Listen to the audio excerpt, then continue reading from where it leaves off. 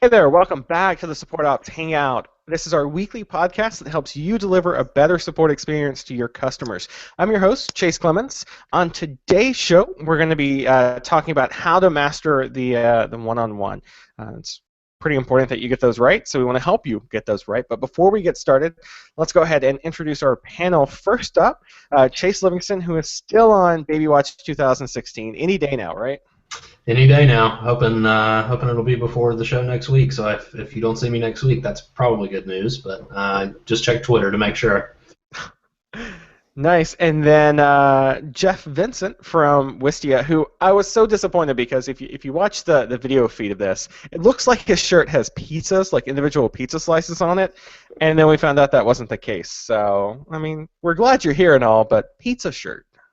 I had one good thing going for me. Everybody else is having babies and off in Hawaii. Apparently I had one good thing going for me, and it's pizzas on my shirt, and that's not even true. Pizzas on your shirt. I mean, I don't know. Is there any other big, like, you got married last year, so I don't know, like, what next big, like, Yeah, exciting that's thing? old news. Yeah. Yeah, I don't know. I got to make something up. I don't know. Go out and, like, I don't know, build a snowman. You've got snow, right? I'm doing my best right after the show. If you don't see me on next week's show, it's because I built a snowman and got frostbite. Or But you check built a Twitter. kick-ass, or you built a kick-ass snow fort and just decided to like move in there. That's my life now. All right, so this week we are talking about one-on-ones because they're a really great opportunity to help your team members grow. But you know, especially as a new manager, they can be really intimidating. A lot of new managers probably haven't done one before, or if they have done one, they tend to be on the team member side rather than the manager side of the equation. So in this episode, we're going to be talking about a few things to keep in mind as you prep for them. So let's just go ahead and start with Chase Livingston on this one. Chase, when it comes to automatic, let's start with frequency. How frequent do team members have one-on-ones with the team leads and all? Generally, it's either, I would say, maybe 50-50, depending on the team, either every week or every other week. But I haven't seen any on any other schedule than that. So at least as often as, twice a month, essentially, or every other week. And then some teams actually do it every week. Is your team one of the ones that does it every week? That seems like a lot to me. No, we're actually every other week, which I think is almost perfect. We have like an entire team meeting every week, which makes sense. But yeah, just one-on-ones, I feel like every 2 weeks is a pretty good frequency, at least for what we're doing. Yeah, and Jeff, what about Wistia? How often are y'all doing them there? Depends on the team and on the person. But I have a one-on-one every week, and I perform a one-on-one every week. But I have some things that they're not a managee one-on-one, but they're like weekly check-ins or syncs that I also do bi-weekly. So I think what Chase said is right. Something between a week and every other week feels right for cadence. Yeah, so you bring up a good kind of point that can segue nicely here. When we talk about like weekly check-ins, what's in your mind? What's the difference between doing like weekly check-ins versus like an actual one-on-one, or are they the same? No, so for me at least, they're not. So a check-in is about the work specifically, trying to lead to a better outcome. I think a one-on-one is more about the process, and it's also more about the person. So let's see if I can elaborate on that at all without getting too deep. A check-in is what are some of the action items that are left to dive into? What are some of the blockers, right? So I have a weekly check-in with our engineering team lead to talk about some of the stuff that we overlap on, and making sure that we're clear on who owns what and who's running into what problem, that kind of thing. But in my one-on-one, I'm more interested in talking about the process by which you get to the outcome, right? The quality of the experience for all involved. And I'm also more interested in talking about the personal development. So for my one-on-one that I have with my boss, Brendan, we're talking more about how I play a role in the team and how I can continue to grow.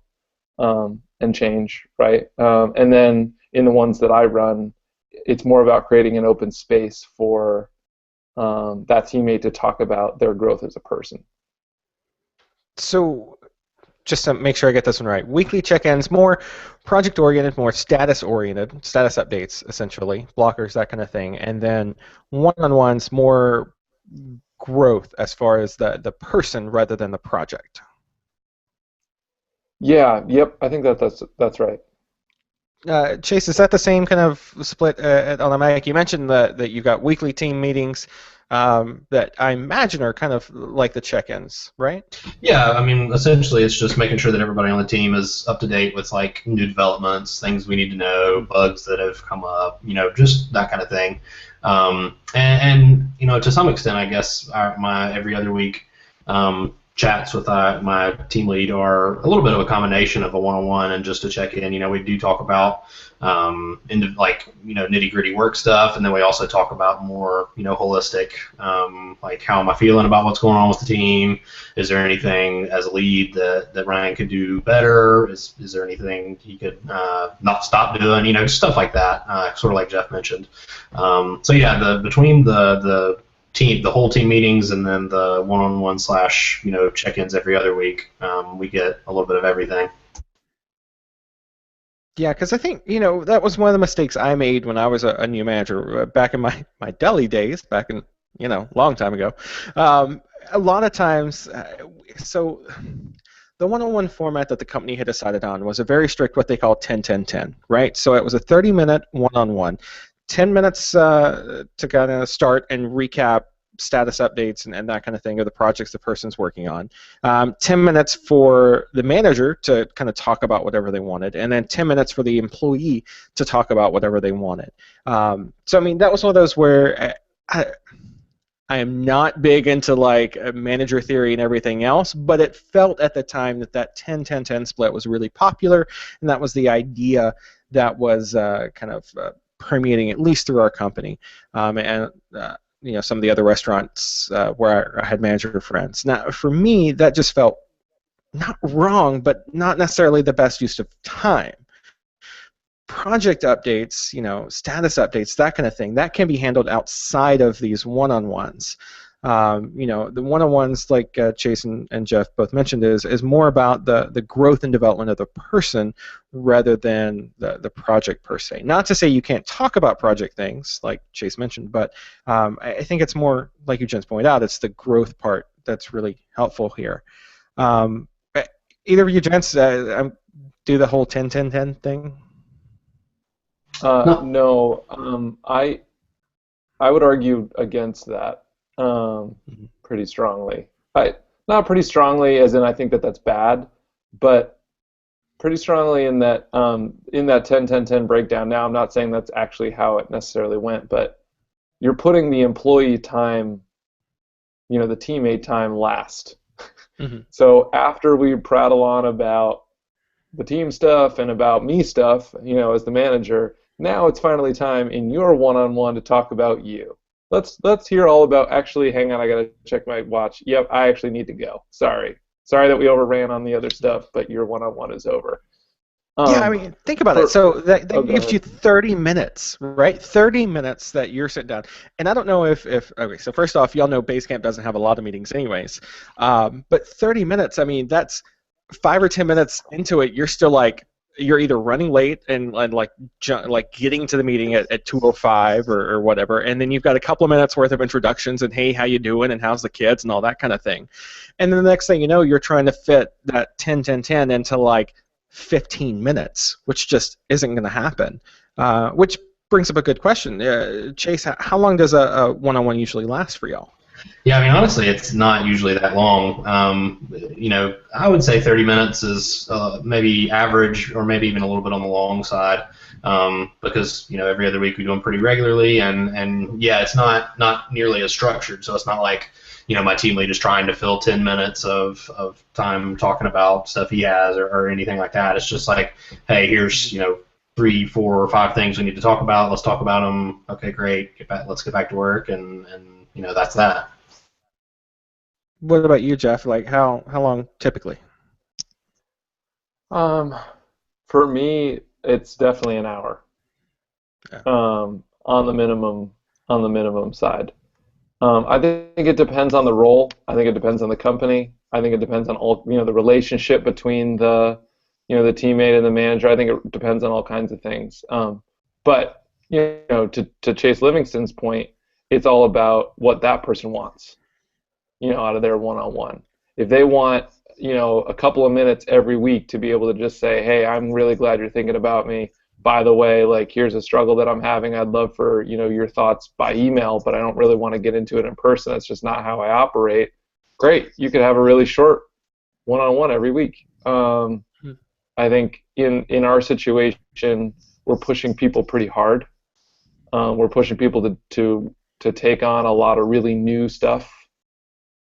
Stuff that they've never done before, and that a lot of the not to put too fine a point on it, but like a lot of the company rests on their performance, and in that situation, I think it makes sense to invest more time in fishing out. What Chase Livingston was saying before was totally right. You might start by talking about a nitty-gritty work item, but you do that in the service of getting to the root of, like, why is that a problem? Like, why does that keep coming up? Or why are you having this issue with this other teammate? Like, what is it about, either what you're doing or how the team is organized, or whatever, the challenge that that's been put in front of you that's led to this situation. So a lot of times that just can take a really long time. But every organization does it differently. I'd love to see what a 20-minute one-on-one looks like, because I've never had one. Yeah, and I guess I should say, that's more, I guess, my personal experience. I'm not somebody who necessarily needs a lot of time to talk about that kind of thing, but I have no doubt that other team members who are a lot more talkative and that kind of thing than I am, they may very well have 1 hour one-on-ones with Ryan, our team lead. So that's just my personal experience, and I'm fine with that, and I'm sure other people probably are too. So. Yeah, so the feeling I Yeah, I keep think getting that's from both right. of you is that these are meant to be for the person, the employee in this case. It's not really for the manager. It's about the employee, which totally makes sense in my mind. But how do you? So if it's all about that person, how do you go about actually structuring the one-on-one? Because as a new manager, I think the tendency for me, anyways, back in the day was like, I want an agenda, I want to talk about A, B, and C, and then it was just kind of, let the employee talk about whatever they want after we got through A, B, and C that I had to get through. So Jeff, we'll start with you. How do you approach the one-on-one? And make sure to put the proverbial ball in their court. Yeah, I think that something you said earlier is really a key part of it, which is to start with a couple of personal questions. Mm-hmm. Not chit chat necessarily, but just ask them how they're feeling that week, if anything particularly special or exciting is going on that week, any struggles that they're having. People like I think to talk about themselves, and sometimes it's difficult to talk about work stuff when what you're really thinking about is home stuff. Or it's tough to talk about a particular project when what you're really thinking about is that person you're working on that project with that's pissing you off. And so sometimes starting off with those real easy questions is it gets people's mind thinking, right? It kind of can expose to you where the snags are. Then after that, I try to keep it really open. I'll have my list. I always come in with my list of things that I'd love to talk about, but I never lead with that. And I also am not afraid to just let a pause hang. I'll ask somebody, what do you want to talk about? And they'll say, I don't really have anything.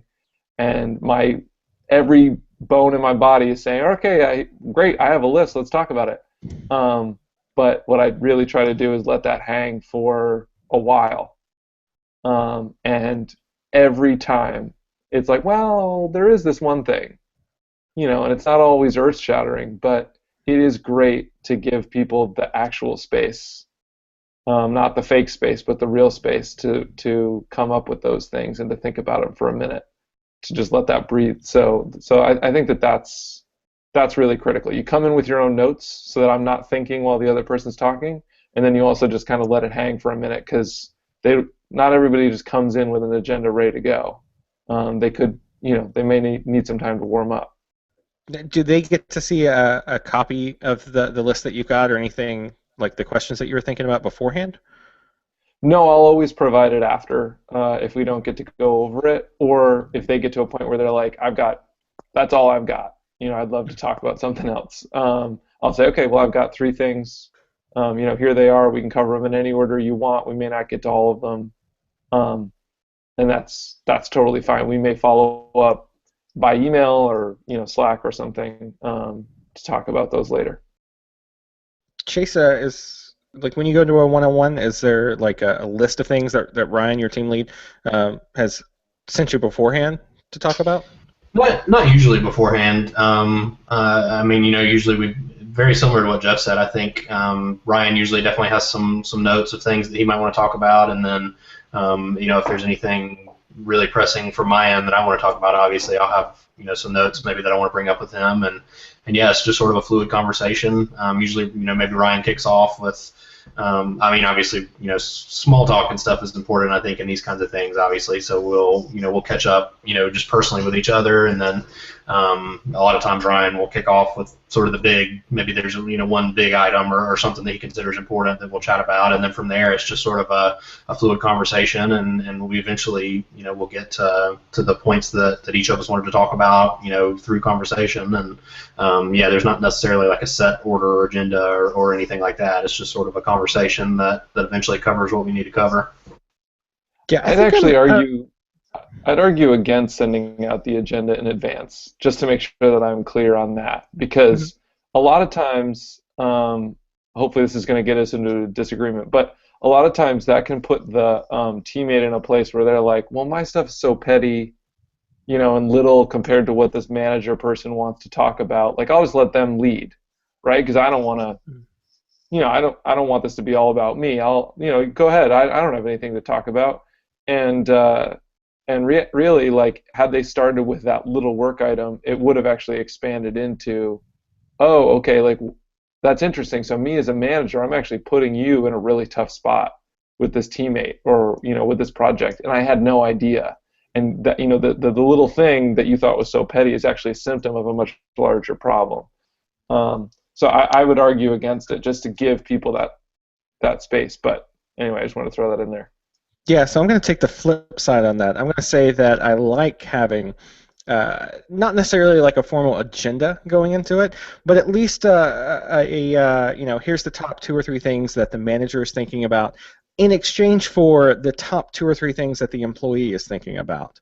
Just because, I like being efficient is not the right word, but I like being prepared. Right. So if one of the top things that the manager in this case is going to be asking me about, I want to make sure that I at least have the things I want to talk about for that thing already rumbling around in my head. I might not have like fully thought them out per se, but I want to be able to go in and actually make productive use of the time, rather than them saying, hey, what do you think about working with John Doe on this project, and me going for 10 minutes before finally figuring out in my head, this is what I want to say about that, and again, maybe that's just me. I mean, one of the things that we keep coming back to on the show is your mileage may vary, right? So maybe it's different for every person. Maybe some employees need that, some employees don't. But for me anyway, I think having that list kind of, I don't know,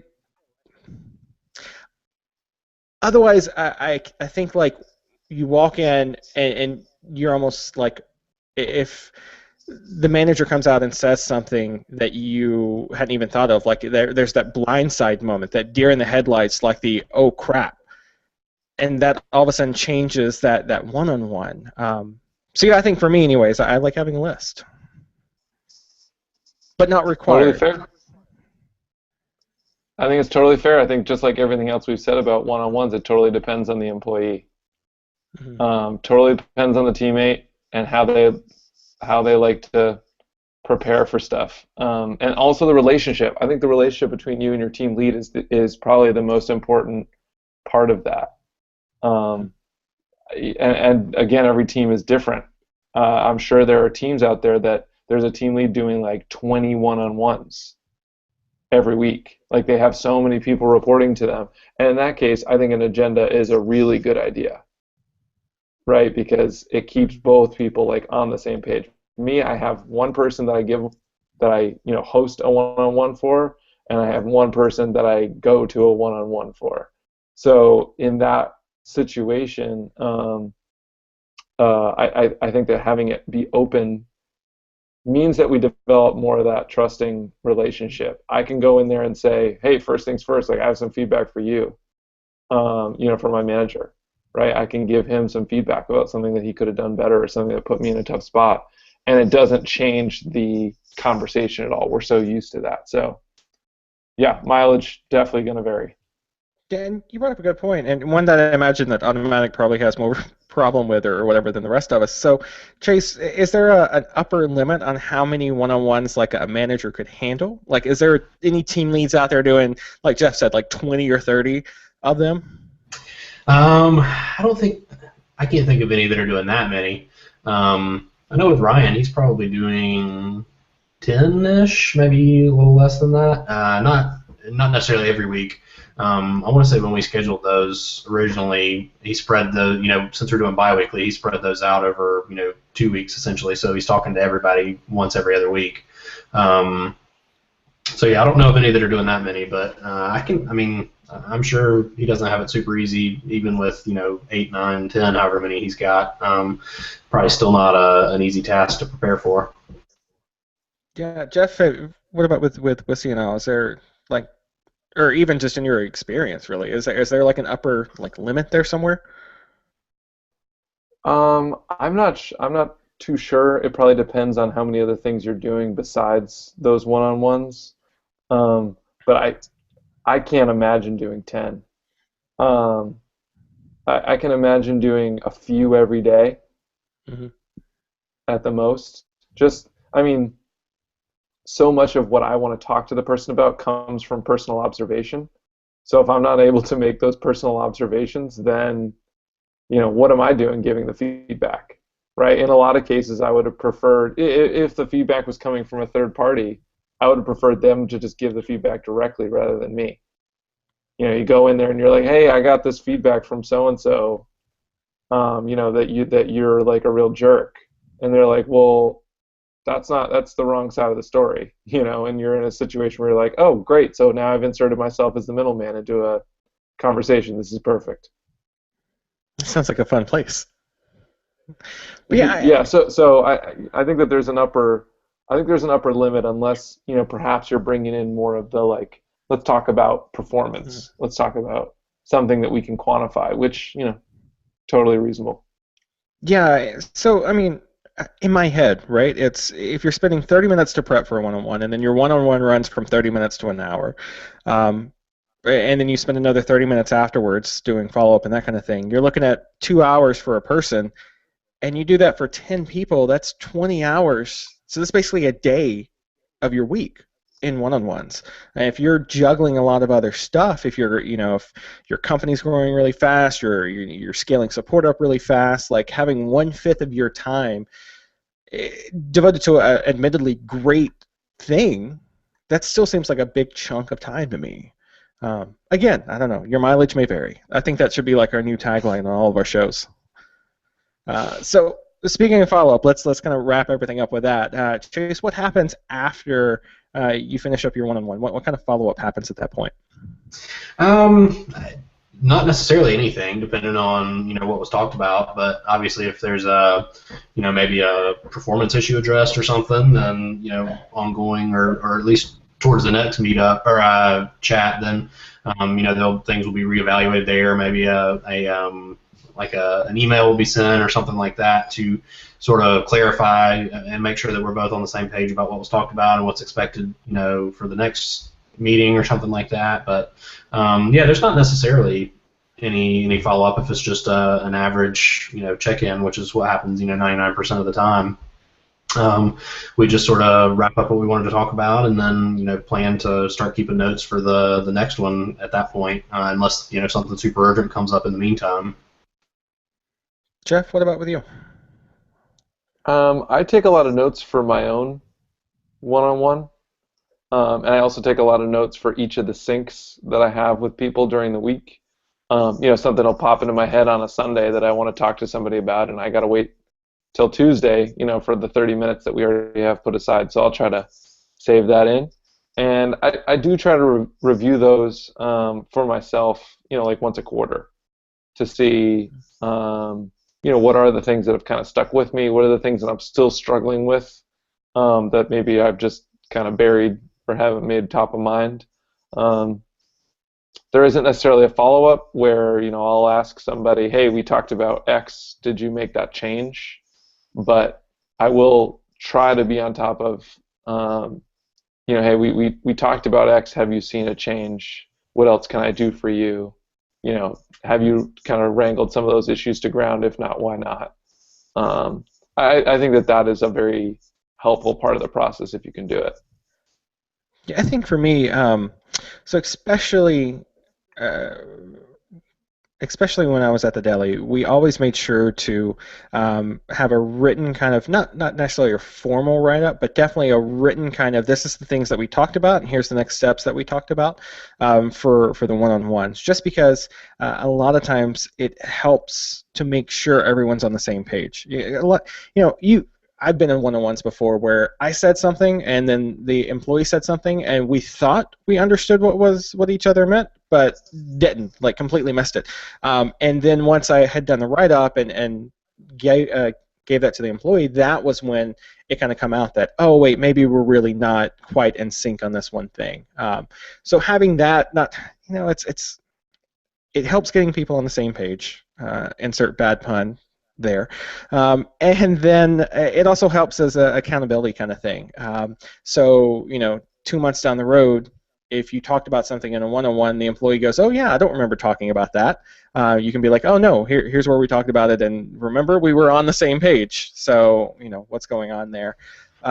Really helpful too if you have a lot of turnover in the manager level. So that was one of the things that we kind of not battled with, but that was one of the things that we did have to take into account at the deli. It was, managers come and go.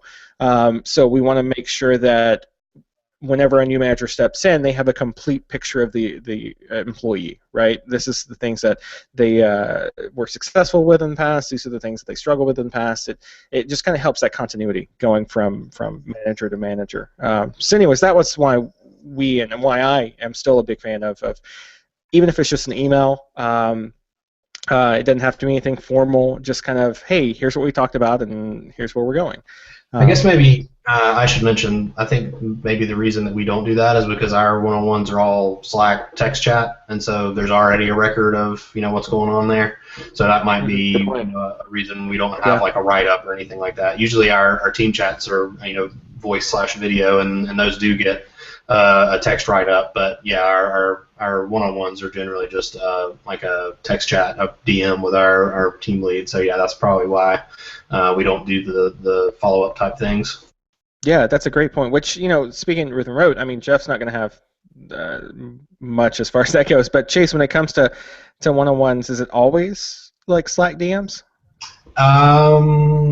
Yeah, as far as I can remember back, even to 2.5, almost 3 years ago at Automatic, it's been that for me at least. I mean, and that's just the easiest way for Ryan and I to get together. It's not to say that he wouldn't be open to a phone call or a Skype call or something like that. It's just that's what works for the both of us, and probably for most of the team too, since we're already on Slack all day anyway and chatting there. So just pop over to a DM and have a one-on-one. Right on. I think we lost the Clemens. I think we did. He's coming back. Yeah, sorry.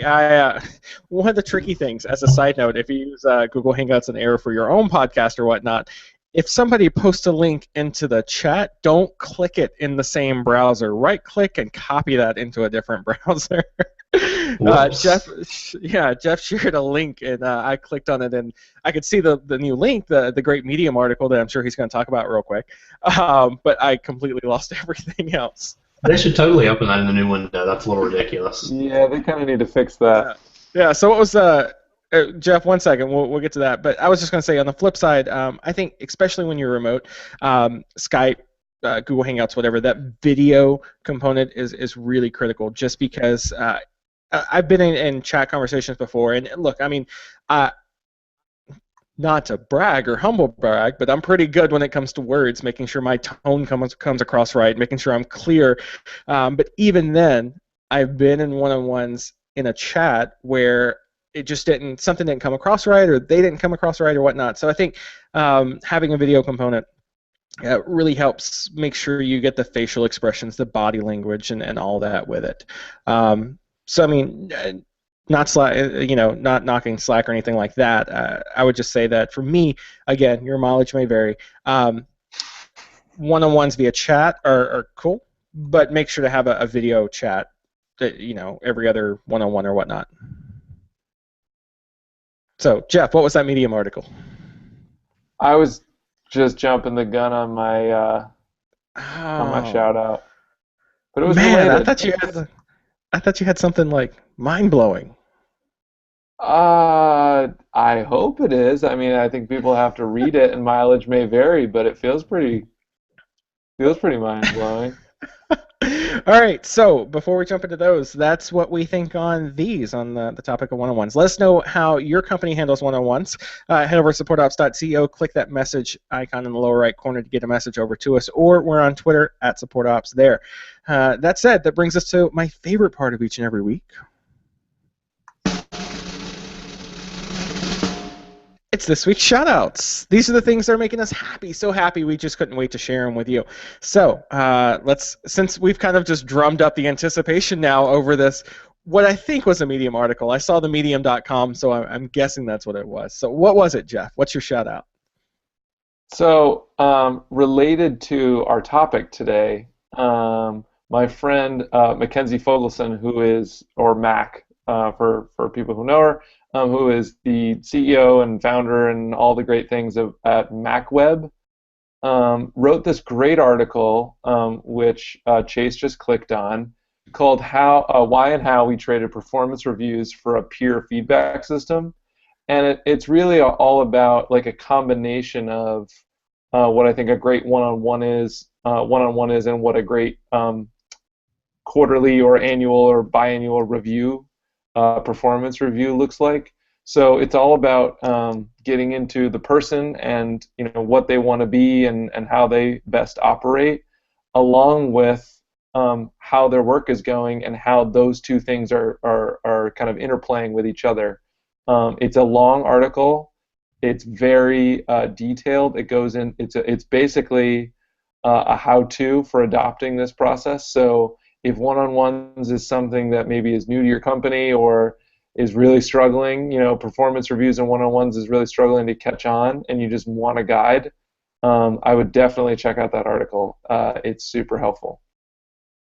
I love it. And I should point out, too, that we're going to, there's a couple of other articles that we just had kind of done research on as far as getting the topic ready and all that. One from Buffer, one from Lighthouse, and I'll make sure to put those in the show notes, too. Chase Livingston, what's the shout-out? So I'm actually going to shout out TurboTax. I've been. Wait, what? Yeah, surprisingly, my dad has a degree in accounting, so he's always helped me and pushed me to do my own taxes and that kind of thing every year. So I've been doing that ever since I, first got a job and didn't have any income and all that kind of stuff. And so that's just what I've done ever since, and it seems like every year that I use it to do our taxes, it gets better and better.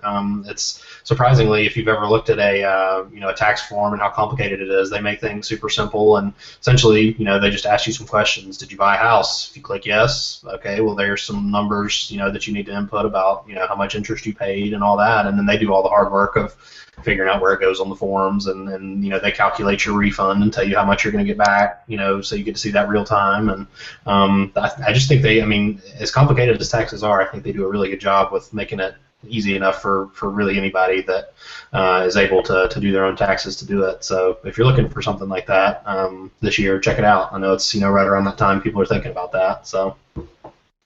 Now, is that the one that has the commercials where it's like, we're going to bring in a Nobel Peace Prize winner to explain how to do like? Yeah, I think it is. It's like, yeah, push this button. Yeah, it is pretty easy. I actually have tried the W-2 scan thing, and it really works. That's awesome. So in the same kind of vein, as far as accounting, I guess like we're just, yay, accounting and taxes all of a sudden. YNAB come out with a brand new, basically a new version.